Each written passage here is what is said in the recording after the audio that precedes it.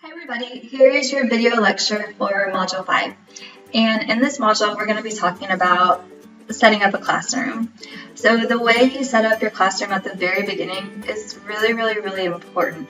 And that if you do it correctly, you can significantly reduce problem behavior, which in turn gives you more time to be able to actually teach.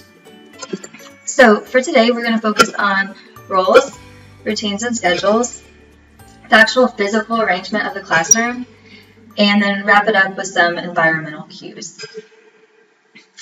All right, so your objectives for this module are to know why students need rules and expectations, to know why consistency is important, to understand the logic for creating an environment for learning before teaching, to understand how the physical arrangement of the room can predict student success or failure, and then to know why teachers should use reminders and basically, how you should use them. Okay, I love this quote. This came from your book. It says, "A good teacher, like a good entertainer, must first hold his audience's attention. Then he can teach his lesson."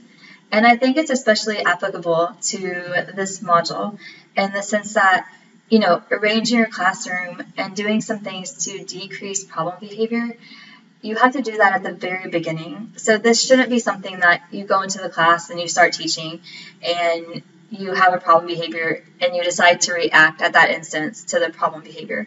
This is something that you need to do beforehand. You need to plan for.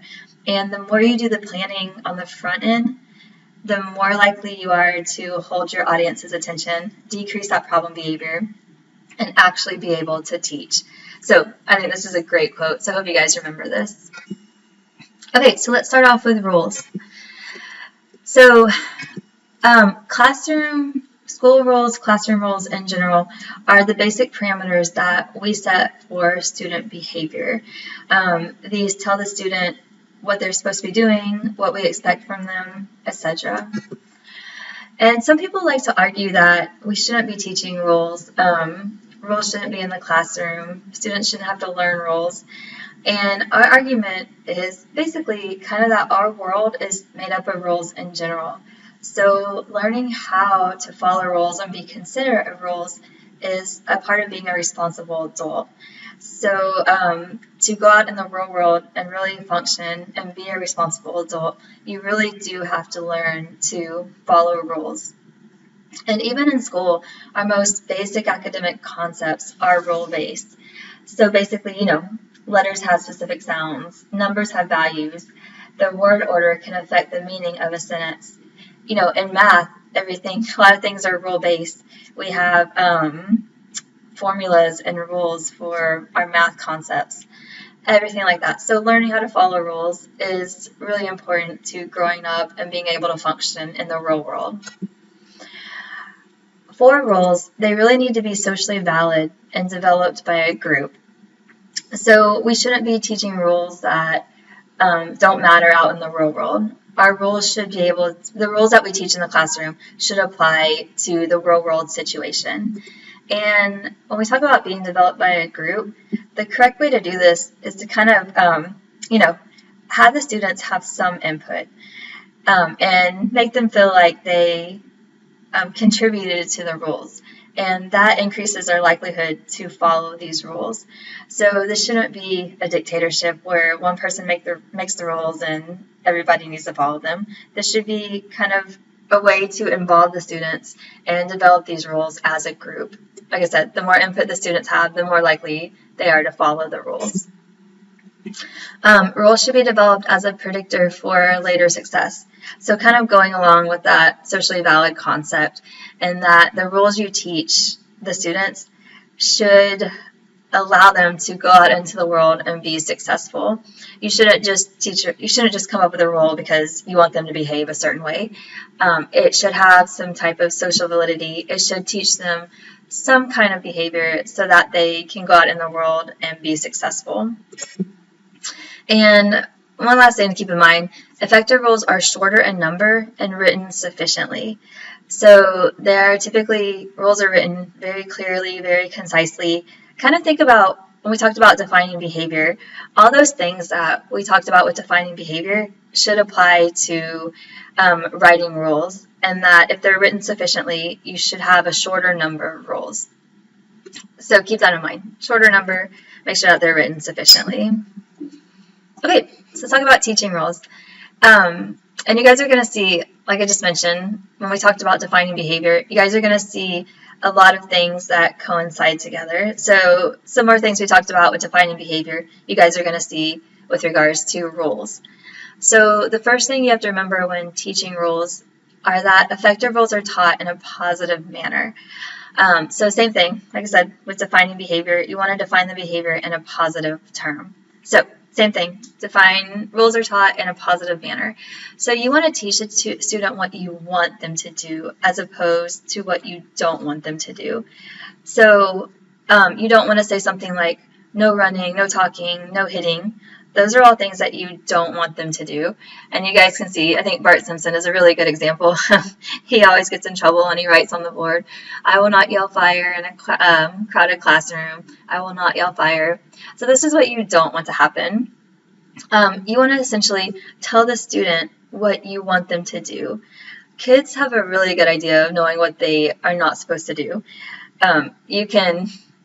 the kid can start running down the hallway and you can start yelling at them and they'll say, I know, I'm not supposed to run. So they always have this kind of idea of what they're not supposed to do. But we want them to have an idea of what they can do. And this happens a lot in parenting as well. You see parents say, don't run, don't jump on the bed. And, from a behavioral perspective, we always try to urge the parents to tell the kid what you want them to do. So if you say, don't jump on the bed, what can they do? They can sit on the floor and play with the puzzle. So things like that. So you want to apply those concepts to rules. So instead of saying no running, you want to say walk in the hallway. Instead of saying no talking, you want to say use your words and keep your hands to yourself. That's hitting. No talking, raise your hand to speak or use an inside voice. No hitting, use your words, keep your hands to yourself, and things like that. I know we talked about this with defining behavior once again, but with rules, there's also a dead man's test. And so the saying is essentially any rule that can be followed by a dead man is not a good rule. So no running, a dead man can't run. So it can be essentially followed by a dead man. So that's not a good rule. And I'm not sure if I think that we talked about this. Sorry, all my lectures are kind of running together. But some people have a problem, especially in our field. Like I mentioned earlier, we have a dead man test with behavior to figure out if something is behavior or not. And some people actually have a problem with talking about a dead man. So a more common term is starting to come up where we say the leaf test. So if any rule that can be followed by a leaf is not a good rule. So a leaf can't run, so not a good rule. A leaf can't talk, not a good rule. No hitting, a leaf can follow that, so not a good rule. So it's up to you guys. If you don't have a problem talking about a dead man, you can use that. But if that does kind of bother you, then the leaf test is also a very good test. So a similar test, the same test, sorry. Okay, so also in addition to making sure that your rules are stated in positive terms, you want to make sure that your rules are connected to existing and accepted principles. So usually we find that schools just in general, either schools or in the classroom, kind of have some big rules that focus on big ideas. So, be respectful to each other, be kind, things like that. And then each classroom has a specific rule. Keep your hands to yourself, use your words, things like that. And when you're teaching those specific rules, if your school or your grade level does have rules that have those big ideas, those more specific rules, they're easy to connect to those big idea rules. And essentially it gives students a rationale for why you have the rule. And if you can explain why you have the rule, they're more likely to accept the rule and follow it. The rule also needs to be easily modeled. So after you have connected to the rule with an existing principle or an accepted principle, then you want to make sure that you model the rule. So you show the kids what they're supposed to be doing. If it's raising your hand to speak, then get down there and model raising your hand. And then you can also engage the students that way, ask them questions about the rule, ask them if you did it correctly, and things like that. And then the last thing is that you want to make sure that, we talked about earlier, the rules being clearly defined and therefore enforceable. So you want to make sure that you can clearly measure the rule, measure the behavior of the rule, and that way you can observe when the kids are engaging in the rule or engaging in the correct behavior, and you can provide feedback and you can provide reinforcement when they are. So all these things are important to teaching rules, making sure that when you introduce the rule, you connect it to existing principles, make sure that you model the rule, and then make sure that it's clearly defined so you can measure it and you can enforce it. And you can provide feedback and reinforcement when appropriate. Okay, so here are just some examples of rules in the classroom. So this teacher has 5 rules. Rule number 1, listen when your teacher is talking. Follow directions quickly. So these are all great rules. These are stated in positive terms. Follow directions quickly. We can measure it. We can see it. We can provide feedback. Things like that. Here's another one. Be safe. Be kind. Use quiet school voice. Raise your hand. Follow directions the first time. Respect others. And then here's another example. Listen while others are sharing. Keep your hands and feet to yourself. Respect what others have to say. Smile and be positive. Okay, so let's get into some routines and schedules. Routines and schedules are really, really important. And they oftentimes take, on the front end, a little bit more planning to actually do appropriately. But if you can establish a really good routine and a really good schedule, then you can avoid any predictable problems. So a lot of times there are more, sorry guys, I think they're doing a yard, so hope you don't get any feedback in the sound. But if you can, for classrooms that don't have routines and don't have clear schedules, there are a lot more problem behaviors because the kids don't know what to expect and they don't know what's happening. So if you can have a really good routine and have a really good schedule, you can avoid so many behavior problems within your classroom.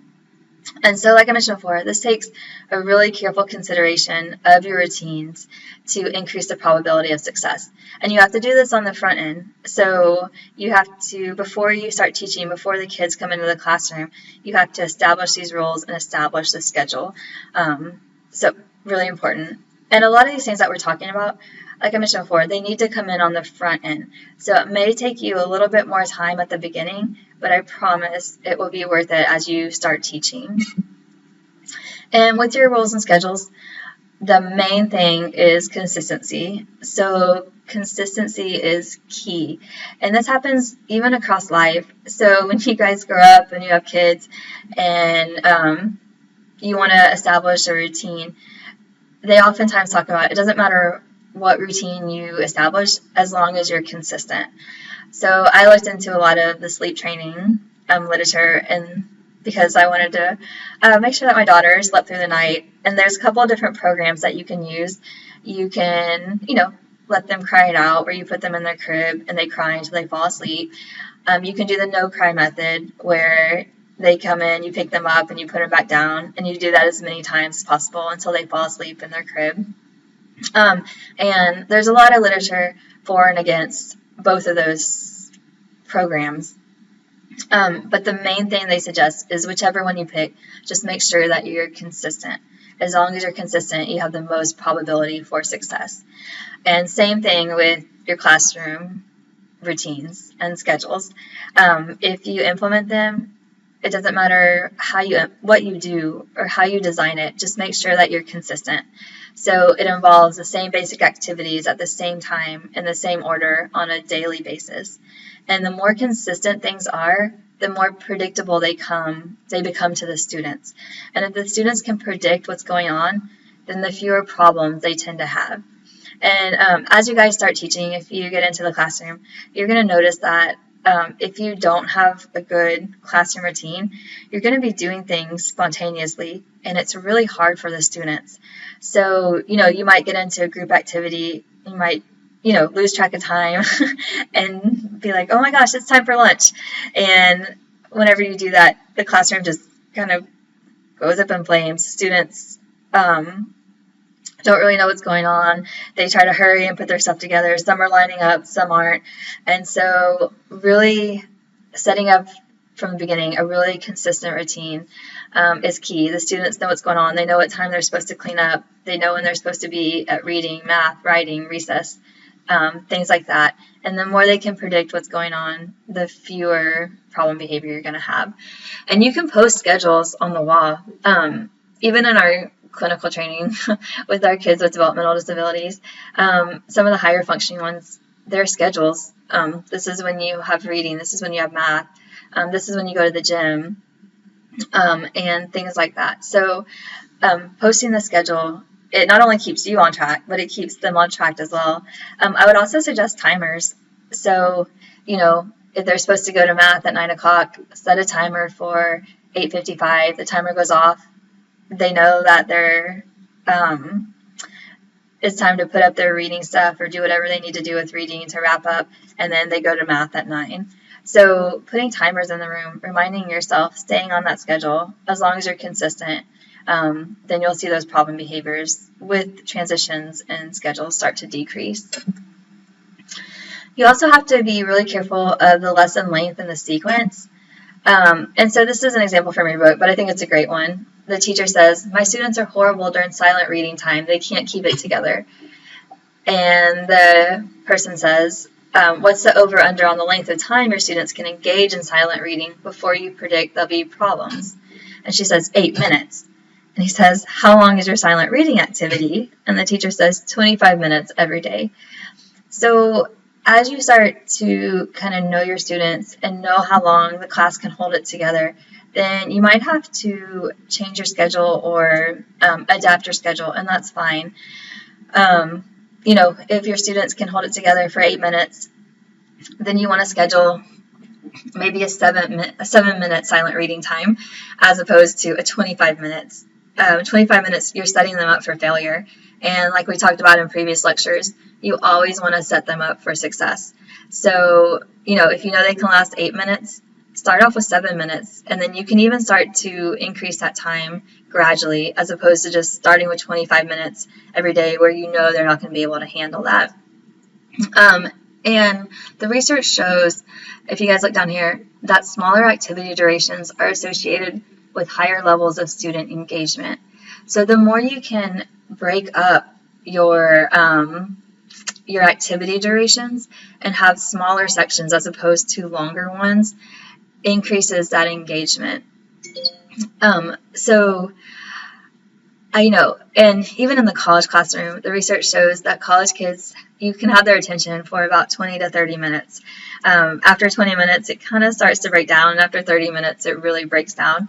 And so, college professors have accommodated this by, maybe lecturing for 20 minutes, breaking out into activity, lecturing for 20 minutes, breaking out into an activity. And with school-age kids or grade school children, it's even shorter.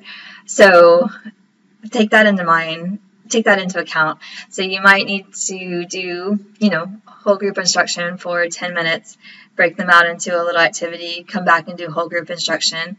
However that works with your classroom, just keep that in mind with the session length and the sequence.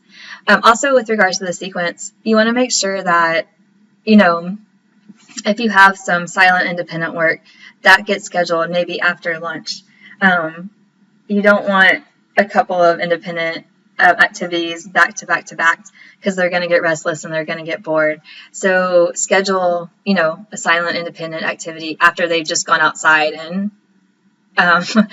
used all their energy up and are now tired. Now they'll be more likely to sit independently and do their work because they're probably tired and they probably need some downtime and alone time.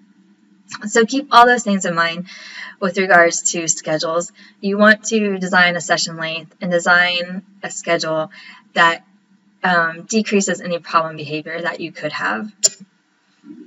Okay, let's talk about the physical arrangement of the classroom. So first I wanted to briefly talk about assigned seating. So if you have kids that have problem behavior, you want to be, you typically want them in the front of the classroom.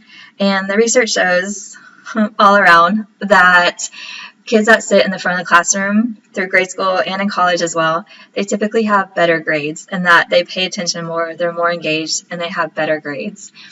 So you really want to see your students that are having trouble either academically or problem behaviors at the front of the classroom, because they have more chance of being successful seated there. But you don't want to single them out. And so one thing you might think about doing is having assigned seating, but make them think that it's random, where it's actually not random. So, you might have rounded tables like this arrangement, and you can tell them, and if you do assigned seating, I would really suggest that you do it all beforehand. So you have it all planned out before the kids come into the room. And you basically you could tell them, look on the board and figure out what table you're supposed to sit at or what seat you're supposed to sit at, and tell them it's just random. I did this randomly, but it's really not. So if you look at this arrangement, the X's are where your problem students are, and there's a problem student right at the front of the table on each of these. So although you're telling the students it's random, it's actually not completely random, but the students don't know that. So think about assigned seating, especially if you have problem kids. You want them seated at the front closer to you. Also with your furniture arrangement, it kind of depends on what furniture you have. So if you have desks, you can set them up on lines, you can set them up in pods. Some classrooms have these rounded tables where you have these semicircles, and then some classrooms have these long tables. I know if you guys are reading in the book, the author talks about his favorite is these semicircle tables, because it's really easy to get around. You can go right here very easily whenever you're walking around. Your problem students can be right here, and you can go through there. Whenever I was teaching I taught 7th grade math for 2 years. I had desks, and I really enjoyed the desks. So I liked the flexibility of being able to put the desk in rows if they're doing independent work, group them in pods if I have a group project for that day or a group assignment. So I really liked that, and it was easy for me, I felt like, to move around through the desks. And I see what the author's saying with this one, it being really easy to get to students and problem students. Whereas this one, if you've made your way back here, it's a little bit harder to get up here to the problem students if you need to. But I liked the flexibility of being able to design my desk wherever I needed them to be, either independent work or group work. And I agree with the author. So his least favorite were these long tables, and that was my least favorite too. So you couldn't rearrange them to individualize instruction. They're hard to get around. Once you're in the back, it's hard to get either back around to these problem students if they need you, and things like that. So really thinking about how your classroom is arranged, how you can move about the classroom, where you put your problem students, and making sure that you can move around, get to every student in an easy way is really important. And I don't think when I was teaching, I really thought about moving through the classroom and through the seats, but it really is something that really requires some thought, and I wish I would have done this when I was teaching in the classroom. And I do this now. Oh, of course, we're in COVID, so we're online. But when we go back face-to-face, and we were in face-to-face, it took me a while to get comfortable, but I did start to kind of move around the classroom. And it's kind of funny with college kids. They get really uncomfortable when you go up and down the aisles and things like that. But I really started to do that, and I liked it. It engaged the students more. The closer you are in proximity, which we'll talk about in the next slide, the closer you are to the student, the more likely they are to pay attention to you and be engaged in the lesson. And so these kids in the back, if you're moving around, well, some of the lesson, if you get back here, you're in proximity to them, and it kind of holds them more accountable and requires them to listen a little bit more to the lecture. So I would suggest not just standing in the front of the room, but getting used to moving around and interacting with all the students in the classroom, and kind of just being fluid and moving around the classroom. And arranging your desk is really important with regards to all those issues. Okay, so teacher proximity and sightlines. So what I was just talking about is the research shows that teacher proximity to students is a predictor for higher levels of engagement and lower disruption. So the closer you are physically to a student, the more engaged they are with your lesson, and the less likely they are to engage in problem behavior. And that's why it's really important to move about the classroom in a fluid and purposeful manner.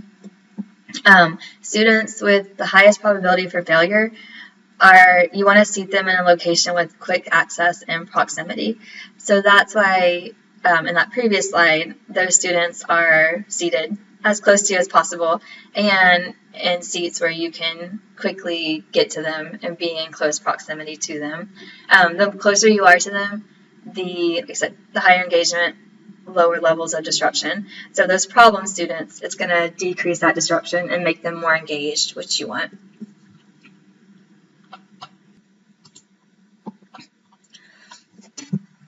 Okay.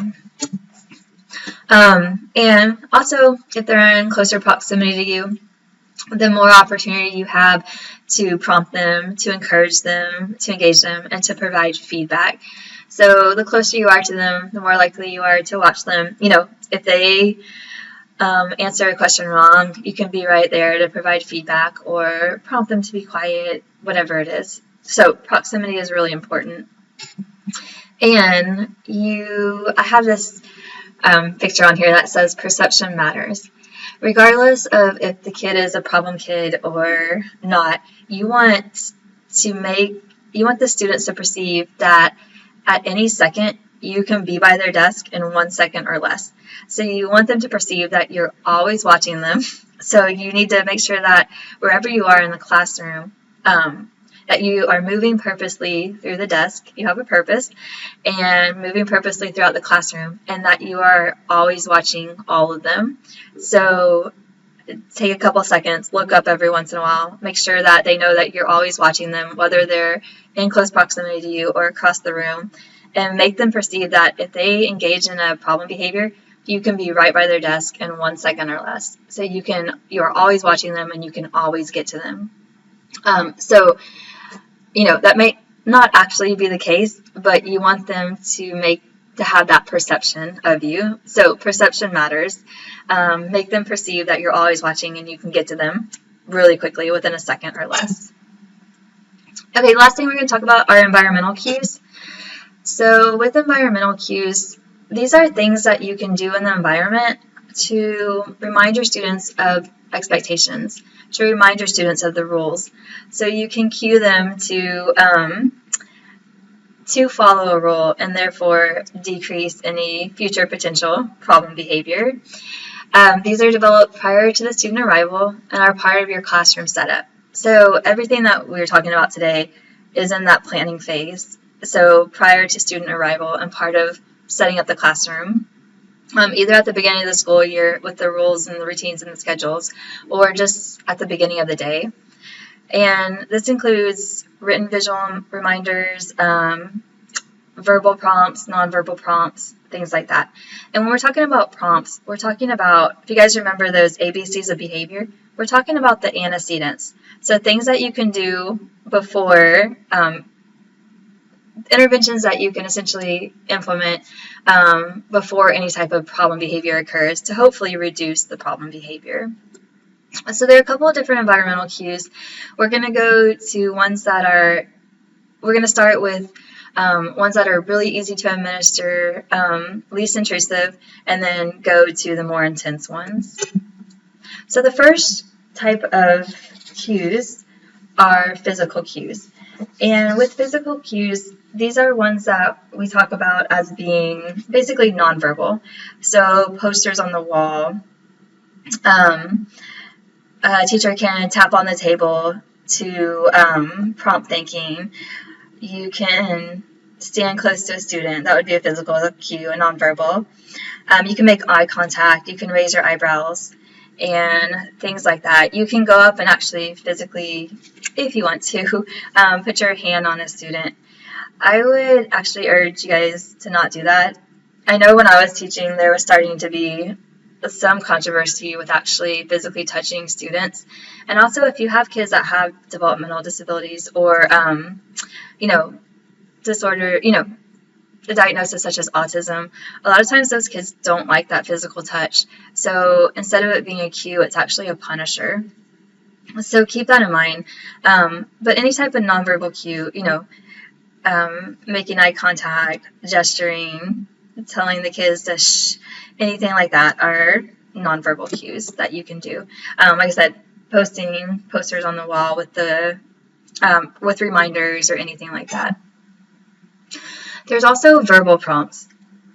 So with verbal prompts, these are verbal hints, reminders, or instructions that you can provide to the students that can remind them to engage in appropriate behavior.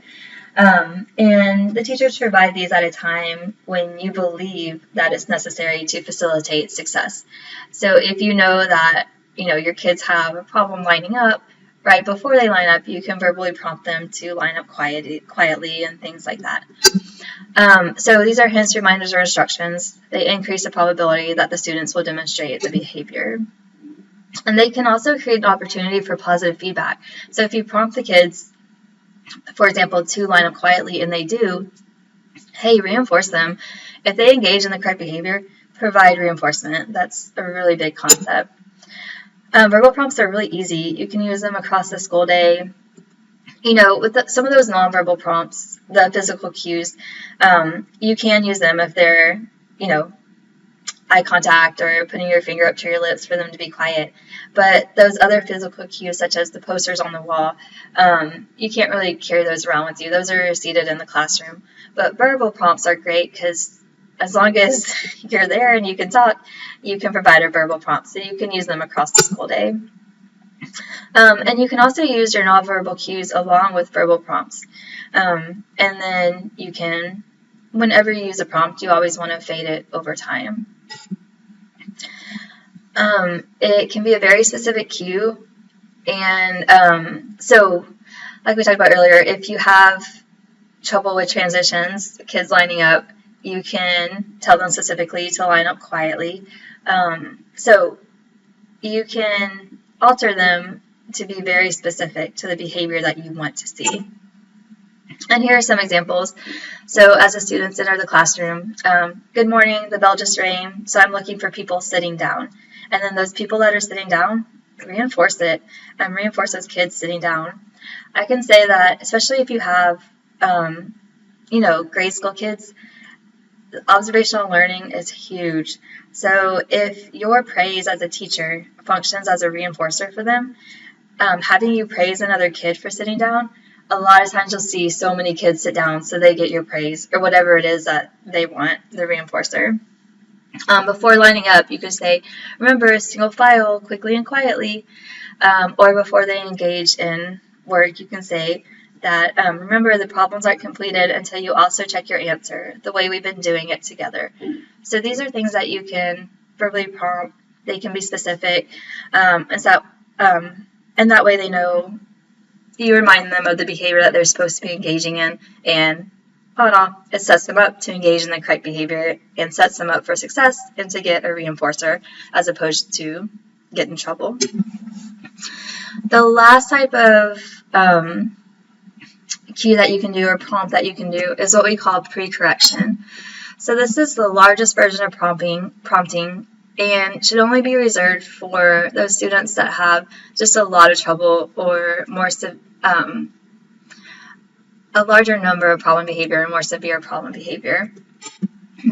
So this is a verbal prompt followed by a question to assess whether the student is attending and aware of the expectation. So you're going to provide the verbal prompt, and then you're going to ask the student a question about the verbal prompt to make sure that they understand the prompt and that they were listening.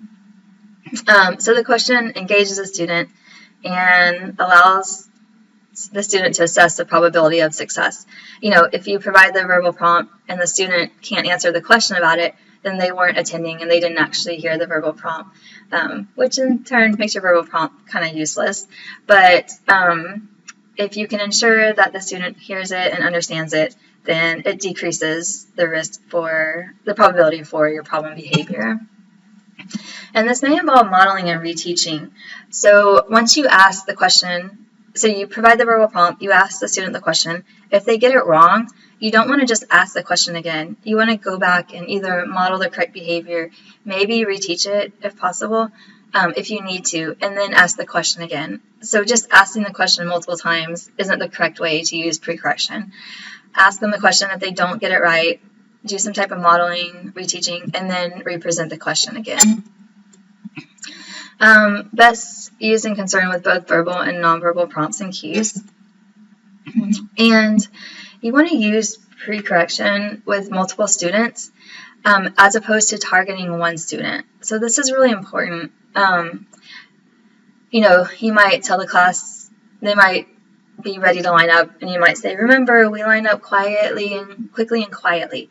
And then instead of asking the question directly to the kid that has trouble lining up quietly and quickly, you might want to ask it to a kid that always does it. And therefore, you're more likely to get the correct answer. You can reinforce that. You might want to ask another kid that always does it, and then ask the kid that you have a problem behavior with. That allows the kid to hear the answer to the question a couple of times, which makes it more likely that they're paying attention and they'll get the question correctly. And it also doesn't single them out, which is really important. So keep that in mind. And here's just a continuum of environmental reminders. So remember our pyramid. We also had this with our multi-tiered systems of support, where at the very bottom, it's a more universal cue, and then it gets more individualized and specialized as you go up in the pyramid. So you can use nonverbal cues at the bottom. These are those physical cues, eye contact, motion with fingers, and you can use this everyone at all the time. Then you can use verbal prompts, and you can use these most of the time to groups of kids, to your classroom, things like that. And then oftentimes these are used together as well, like we talked about. And then those fewer students, then you might want to use pre-correction as needed. So those students that are just not getting it from the nonverbal or verbal prompts, you might go up to that pre-correction. Alright guys, so that's it for Module 5. We talked about rules and how they're the basic parameters for student behavior. We talked about teaching rules, so make sure that you state the rules in positive terms.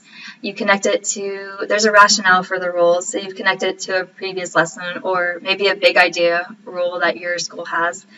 The rule is stated in a way that you can model it and teach it, and then measure it so it can be reinforced, and you can provide feedback and reinforcement and things like that.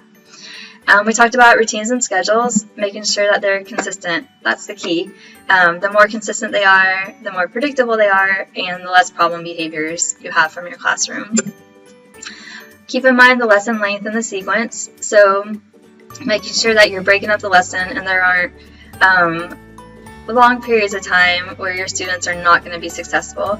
Like we talked about the teacher that said her class can do maybe silent reading for 8 minutes, but she scheduled silent reading for 30 minutes. Well, that's not setting the class up for success. So smaller little sessions, changing often, increase engagement. And also the sequence, making sure that you want to provide independent work time after recess because all their energy is gone and they probably need some alone time, and that reduces your problem behavior. If you might not want to do independent work, right before lunch or right before recess because they probably have so much energy they need to get out, and it might be harder for them to sit down and do work independently. So you might want to schedule, maybe some group work right before lunch. They go to lunch and then do your independent work after lunch and recess. Making sure you know how to arrange your classroom and assign seating. Remember, you want to move purposely through the room. You want the perception that you're always watching the kids and you can get to the kid within 1 second. And you want those problem students closer to the front, closer to you and more proximity to you. The more proximity you are to them, the more likely they are to be engaged and less likely to engage in problem behavior. And you might have to do some assigned seating, but you want to make sure that you do it in a way that the students know that they're not being singled out. texture proximity, which we just talked about. And then there's environmental cues, so physically, verbal, or precorrection. Alright guys, if you have any questions about the information in Module 5, then please email me. Alright, thanks guys.